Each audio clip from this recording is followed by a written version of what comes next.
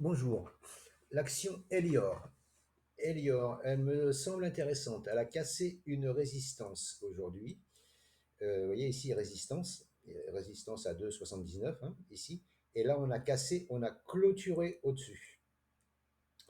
Alors, bien évidemment, la tendance long terme, là, il avait pris un gros push, là, grave, hein.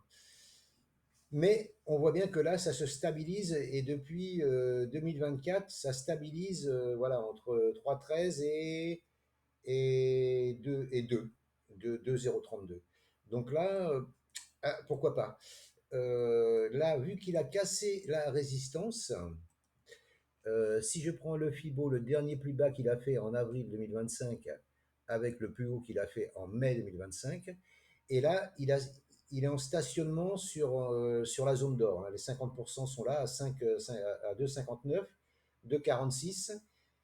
Il perce dans la zone d'or, mais voilà, là il est venu, là il a cassé, mais il n'a pas clôturé sous son dernier plus bas. Le dernier plus bas à 2,36, il est venu rebondir dessus et il repart. Là, il fait des plus hauts. Alors là, donc, moi, je vise. S'il casse le dernier plus haut à 3,13, l'objectif, c'est les moins 0,272 de Fibonacci à 3,43. J'enlève Fibonacci pour voir un peu plus clair. On est passé au-dessus de la 7, la jaune, au-dessus de la 20, la rouge, et au-dessus de la 200 qui s'est mis à plat, la orange. Là, je pense que c'est possible de tenter un achat, hein. Après, chacun il verra ce qu'il voudra y voir, hein.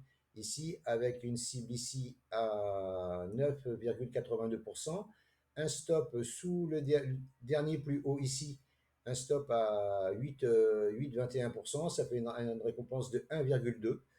C'est pas, c'est pas Byzance, mais c'est toujours ça, hein. Et si on vise les moins 0,272 de Fibonacci, il y a 20% à prendre, hein.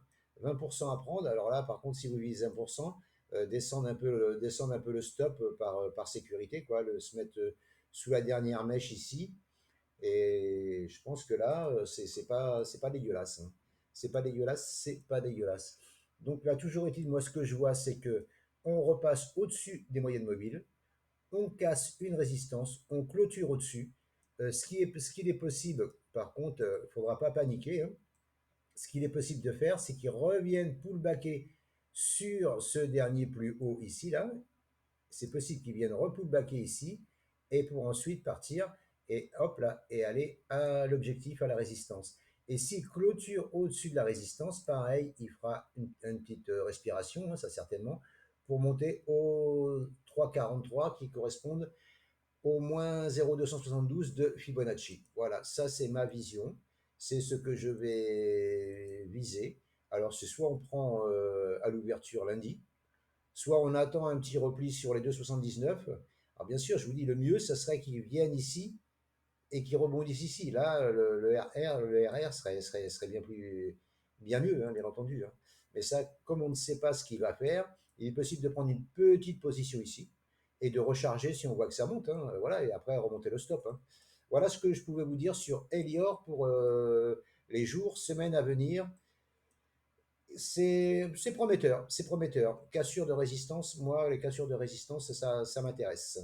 Voilà ce que je pouvais vous dire sur Elior. Je vous remercie de m'avoir écouté. Je vous souhaite une bonne journée. À bientôt. Ciao, ciao.